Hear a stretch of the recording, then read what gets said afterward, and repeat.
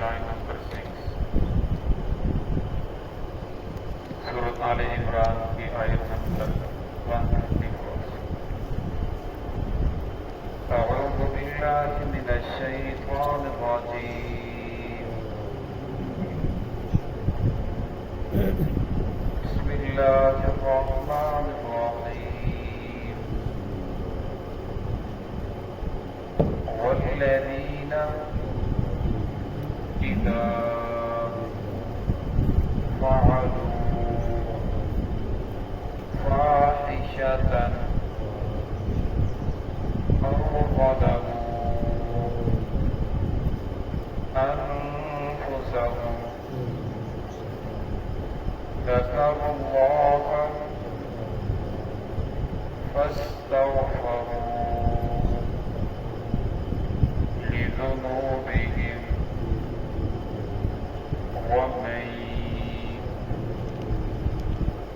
يغفر الذنوب إلا الله ولم يصروا على ما فعلوا وهم يعلمون. أولئك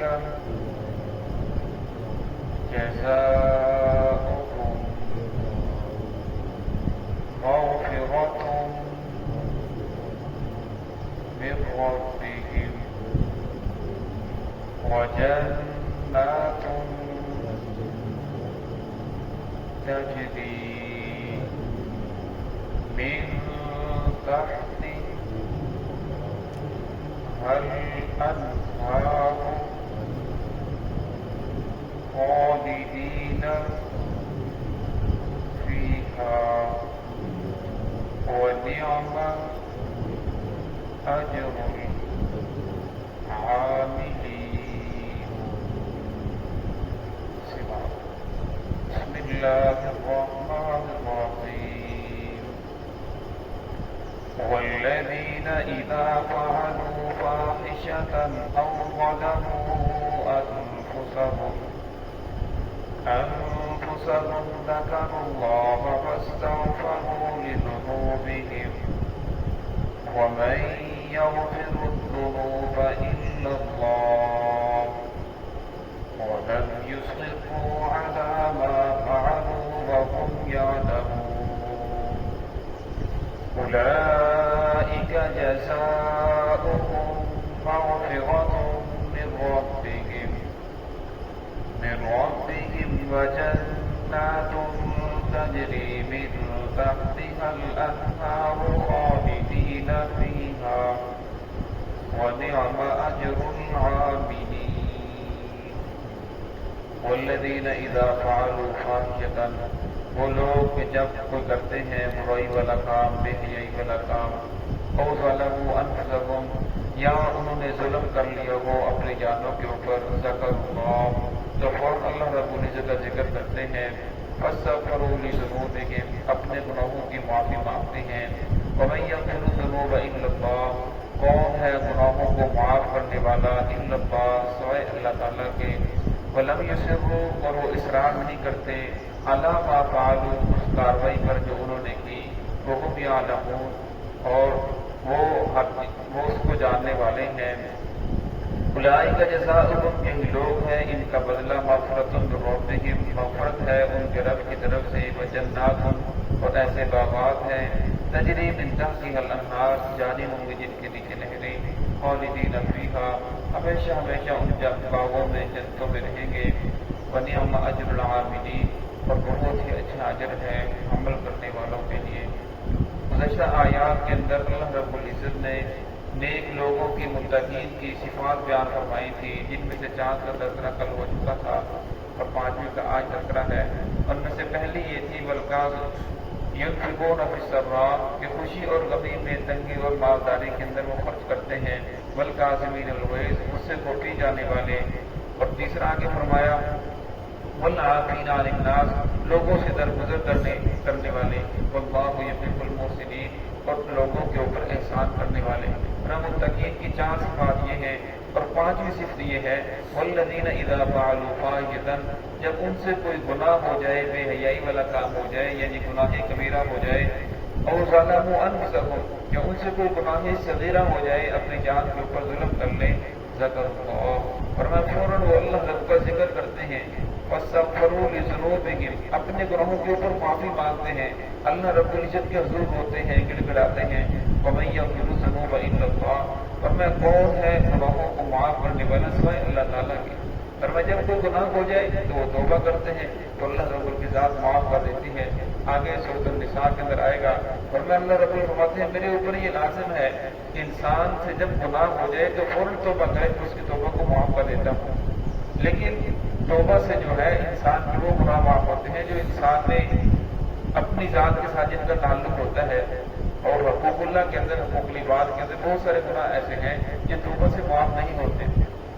اب انسان نماز پڑھنے کے لیے مسجد کی طرف آتا ہے تو اس کی چلنے کی وجہ سے بہت سارے گناہ معاف ہو جاتے ہیں۔ جس بات پر آتا ہے ہر قدم کے اوپر 10 نیکیاں عطا فرماتے ہیں، ایک گناہ معاف ہوتا ہے، ایک درجہ بلند ہوتا ہے۔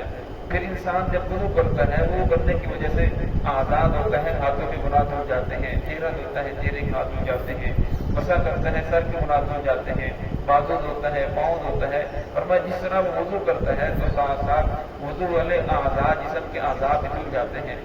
اور فرمایا جب انسان گناہ ہو جائے، گناہ کے بعد استغفار کرتا ہے تو استغفار کرنے کی وجہ سے اللہ گناہوں کو معاف کر دیتے ہیں۔ لیکن کچھ گناہ ایسے ہیں کہ جو توبہ بھی انسان کرتا رہے، لاکھ بار توبہ کرتا رہے تو وہ توبہ سے معاف نہیں ہوتے جب تک ان کی ادائیگی نہ کی جائے۔ ایک آدمی اس نے کسی کا حق دبایا ہے کہ اس کے حق اس کے دل میں ہے، جب تک اس کا حق ادا نہیں کرے گا، وہ ہزاروں مرتبہ، کروڑوں مرتبہ توبہ کرتا رہے، معافی مانگتا رہے، تو جب تک صاحب حق وہ اس کا حق ادا نہیں کرے گا تو وہ معاف نہیں ہوگا۔ اسی طرح چاروں ائمہ اس بات پر متفق ہیں، امام حنیفہ رحمۃ اللہ علیہ، امام مالک، امام شافعی، امام احمد بن حنبل رحمۃ اللہ علیہ، محدثین میں امام مسلم رحمۃ اللہ علیہ، امام بخاری رحمۃ اللہ علیہ، سارے اس بات پر متفق ہیں کوئی مرد ہے یا عورت ہے، بالغ ہونے کے بعد اس کی ایک نماز قضا ہو گئی یا زیادہ نمازیں قضا ہو گئی، جب تک ان کی قضا نہیں کرے گا وہ ہزاروں مرتبہ توبہ کرتا رہے، معافی مانگتا رہے، اور میں یہ توبہ سے معاف نہیں ہوں گے۔ کسی آدمی کی ذمہ عشر ہے، جب تک وہ ادا نہیں کرے گا تو توبہ سے معاف نہیں ہوگا۔ زکوٰۃ ہے، فطرانہ ہے، یا کسی آدمی کے اوپر روزے ہیں، یا کسی آدمی کے اوپر حج فرض ہے، وہ نہیں کر رہا، فرمایا توبہ کرتا رہے، معافی مانگتا رہے، استغفار کرتا رہے، تو فرمایا یہ توبہ سے معاف نہیں ہوں گے جب تک ان کی ادائیگی نہ کی جائے۔ تو فرمایا اس سے مراد وہ گناہ ہے تو جن کو ان گناہوں کے علاوہ جو گناہ ہیں، اس انسان جب توبہ کرتا ہے تو اللہ ان کو معاف کر دیتے ہیں۔ وَلَمْ يُصِرُّوا، اور فرمایا کہ وہ ان گناہوں کے اوپر اصرار نہیں کرتے، گناہ کر لیا پھر بار بار گناہ کر رہے ہیں۔ حدیث پاک میں آتا ہے فرمایا انسان جب گناہ کرتا ہے، گناہ کرنے کی وجہ سے اس کے دل کے اوپر سیاہ دھبا لگتا ہے، اگر معافی مانگ لے تو وہ صاف ہو جاتا ہے، اگر نہیں مانگتا تو دھبا لگتے لگتے دل بالکل سیاہ ہو جاتا ہے۔ جب دل کو بالکل سیاہ ہوتا ہے پھر اس انسان کو نیکی کی بات اچھی نہیں لگتی، بلکہ وہ نیکی والے کام سے دوڑتا ہے، برائی والے کام کی طرف جاتا ہے۔ اللہ رب العزت ہم سب کو اس سے محفوظ فرمائے۔ اور پھر فرمایا کہ اگر انسان جب فقہا فرماتے ہیں کہ چھوٹے گناہوں کے اوپر اصرار کرنے والا صغیرہ گناہوں کے اوپر اصرار کرنے سے وہ گناہ کبیرہ بن جاتے ہیں، بڑے گناہ بن جاتے ہیں، اور فرمایا جو انسان بڑے گناہوں کے اوپر اصرار کرتا ہے، فرمایا پھر وہ جو بڑے گناہ ہیں انسان کو کفر تک لے جاتے ہیں۔ ایک وقت ایسا بھی آتا ہے کہ انسان دین کا انکار کر بیٹھتا ہے، سب کچھ دین کو چھوڑ کر کفر کے اندر داخل ہو جاتا ہے۔